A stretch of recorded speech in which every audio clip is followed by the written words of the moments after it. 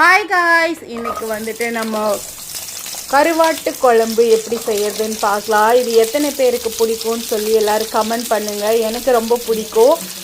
எண்ணெய் ஊற்றிட்டு அதில் வந்து கொஞ்சம் சின்ன வெங்காயம், தக்காளி, பூண்டு இதெல்லாம் போட்டு நல்லா வதக்கிக்கோங்க. அதோட கொஞ்சம் தேங்காய் மிக்ஸ் பண்ணிக்கோங்க. அதில் வந்து 2 ஸ்பூன் குழம்பு மிளகாய்த்தூள், 1 ஸ்பூன் மல்லித்தூள், 1 ஸ்பூன் வந்து வெறும் மிளகாய்த்தூள், ஒரு அரை ஸ்பூன் வந்து மிளகு, அரை ஸ்பூன் சீரகம் போட்டு நல்லா வதக்கி அதை ஆற வச்சு மிக்சியில் அரைச்சி எடுத்து வச்சுக்கணும்.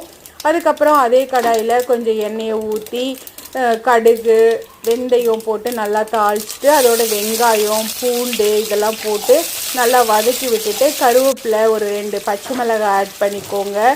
அதோடு வந்து நம்ம முருங்கைக்காய், கத்திரிக்காய் எடுத்து வச்சுருக்கோம், அதையும் போட்டு நல்லா மிக்ஸ் பண்ணிவிட்டு தேவையான அளவு வந்து உப்பு போட்டுக்கோங்க.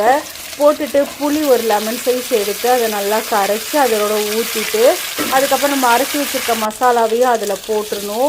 போட்டுட்டு அதோடு வந்துட்டு நம்ம கொதித்ததுக்கப்புறம் அதில் வந்து கருவாடை போட்டுடணும். நான் வந்து இன்றைக்கி வாழை கருவாடு எடுத்திருக்கோம், அதை தான் மிக்ஸ் பண்ணியிருக்கோம். உங்கள்கிட்ட என்ன கருவாடு இருக்கோ அதை போட்டுக்கோங்க. போட்டு அதை நல்லா கொதித்ததுக்கப்புறம் தட்டைப்பயிறு வேக வச்சுருந்தோம், அதையும் அதோட மிக்ஸ் பண்ணி நல்லா கொதி வந்ததுக்கப்புறம் கொத்தமல்லி இலை போட்டு இறக்கணுன்னா சுட சுட கருவாட்டு குழம்பு ரெடி. நீங்களும் ட்ரை பண்ணி பாருங்கள்.